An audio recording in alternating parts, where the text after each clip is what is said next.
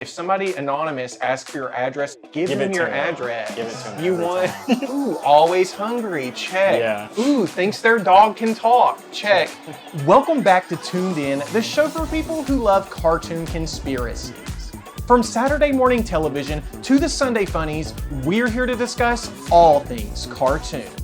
My name's ZW, and I've got a very special episode planned for you today. My brother and I are going to be discussing our favorite picks from the cartoon Iceberg chart pictured here, which I've linked for you in the description below. So sit back and relax. It goes way deeper than this.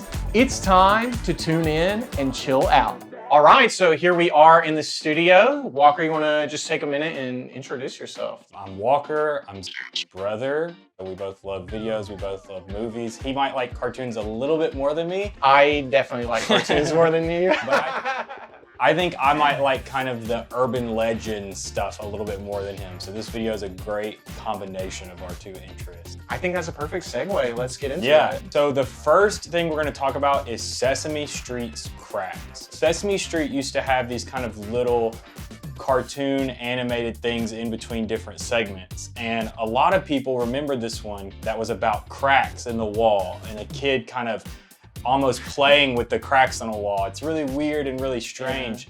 And so in 2008, this animator started looking for it. She had a blog, and so she drew some scenes that she remembered from it. And then a couple years later, a voice actor who'd been looking for it for a long time was sent an untraceable fax that said if he promised not to show it to anyone in the public, that they would send him a copy of Cracks. Okay, like, that is crazy. It's so weird. It is straight up insane. If somebody sent me a message like that, untraceable, I think I would give it up. Like, I'd be like, okay, I don't need to see it. This is going too deep for me. Like, I'm done with this. Like, See, that's where we're different, because I'm telling them immediately I will never show it to anyone because I have to see what they're gonna send me.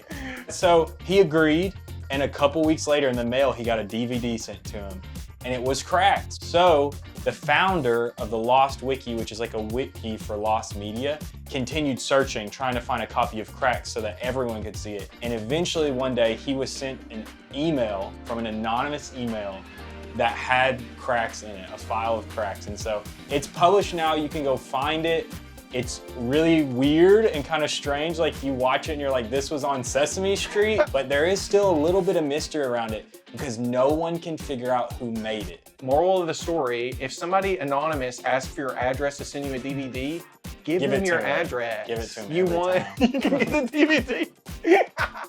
So the second thing that we're going to be talking about is from level 2, and it is significantly less strange. Shaggy from Scooby-Doo is a stoner. Right. Smoke weed every day. So if you look at Shaggy, he is pretty much like the classic stoner stereotype. It makes perfect sense to me because, I mean, we both went to college, so we knew people like this. And like when I'm like reading this urban legend, I'm like thinking about the potheads that I knew, and I'm like checking them out. Oh, always giggling, check. Ooh, always hungry, check. Yeah. Ooh, thinks their dog can talk, check. And like, I just feel like he checks off everything. But the thing about it is Hanna-Barbera Productions, who's the one who made Scooby-Doo, and then like Matthew Lillard, who played him in the Scooby-Doo movie, have like said that he is not a stoner. He is straight up not a stoner. Usually if someone has to come out and say, oh, I 100% do not do this, then usually, like, it's like if you go to a business meeting at someone's house and they're like, this 100% is not a pyramid scheme.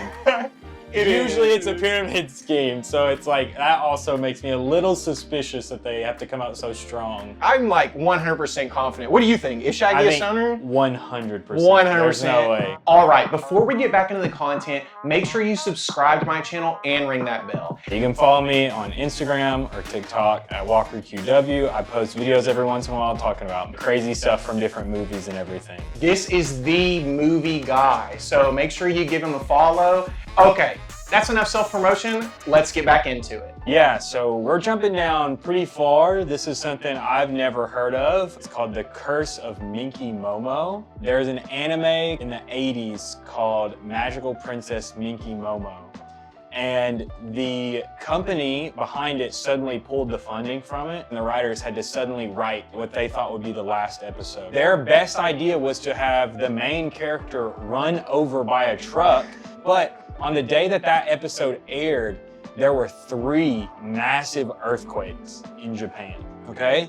So a little weird, kind of a weird coincidence. So years later, the show continues on, and there's the actual final finale of the show. The day the finale aired, there was a massive earthquake in Japan. 10 years later, they're rerunning the series, and right after they ran the series finale, one of the biggest earthquakes to ever hit Japan happened. 3 different times when this series was supposed to be over, the earthquakes happened. How many earthquakes have to happen before they're going to stop showing Right, this show? exactly. Like, the last topic we're going to discuss on this iceberg, we went right down to the bottom, and bottoms actually have a really special place in this story, actually. But the last thing that we're going to talk about is there was a dad in New Jersey who had a son that was watching television. He left and he came back, and there was hardcore on the television. This is the exact quote.